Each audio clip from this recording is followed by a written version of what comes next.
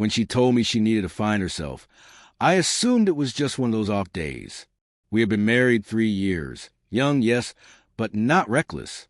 I still remember her exact words. "I'm too young to be tied down, Mark. I need to explore my options before I wake up one day resenting you." I stood there, stunned, struggling to grasp that love had an expiration date in her eyes. I wanted to argue, to remind her of everything we had built together. But what's the point of clinging to someone already walking away? So I let her go. She packed her bags as if she were leaving for a vacation. No tears, no hesitation, just a quiet finality that cut deeper than any scream ever could.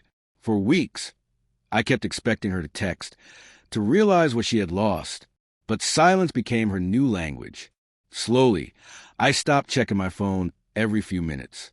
Months went by. I threw myself into work, hit the gym again, and reconnected with friends I neglected during our marriage. Gradually, painfully, life began to take shape again. Different, quieter, but mine. Then one evening, leaving the office, I saw her name flash on my screen. After all this time, 3 simple words. "Can we talk?" I stared at them for a long moment before replying. We met at the same cafe where we used to spend lazy Sunday mornings. She looked different. Older maybe, tired too, like someone who had seen too much and found too little. Her eyes darted around before finally resting on me. For a moment, neither of us spoke. The silence felt heavier than the months apart. "I made a mistake," she finally said. No greeting, no smile, just those 4 words, trembling on her lips. I didn't respond. I wanted her to explain without interruption, to see if she could even grasp the weight of what she'd done. She spoke of the people she had met, the freedom she thought she wanted, the parties, the dating, the thrill. It all faded faster than she had imagined. "Everyone wants something," she said softly, "but no one wanted me." Her voice broke. Then, for a fleeting second, the girl I once loved flickered in the woman sitting across from me. I expected anger, maybe satisfaction, but what I felt was pity, not for her being broken, but because she finally understood the cost of chasing illusions. "I thought I was missing out," she continued. "I thought there was more out there. But the truth is, you were the only person who ever saw me for who I really was." She reached for my hand. I pulled it back gently. In that moment, she realized it wasn't just time that had passed. It was a version of me that had once waited for her. I looked at her, searching for the right words. There was a time I would have done anything to hear her say that she regretted leaving. Now it just felt too late.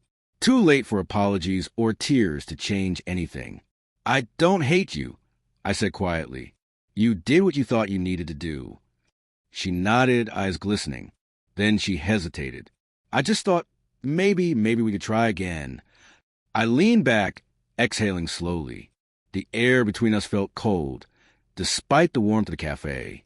"You left to find yourself," I said. "Did you?" Her lips parted, but no words came. The silence spoke for itself. I told her, "After you left, I learned to enjoy my own company. I found a peace that doesn't depend on someone else. You taught me that. When you walked away, I realized I'd been building my world around someone who didn't want to stay." Her tears finally fell. I didn't reach for her, not out of cruelty, but because I had grieved months ago. That chapter was over. When I left the cafe, the evening air felt different, light, free. My phone buzzed with a friend's invitation to dinner.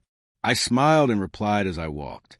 Through the window behind me, I saw her still sitting there, staring at the empty chair across from her. Maybe now she understood that the freedom she chased came with a price. Some doors, once closed, never opened the same way again.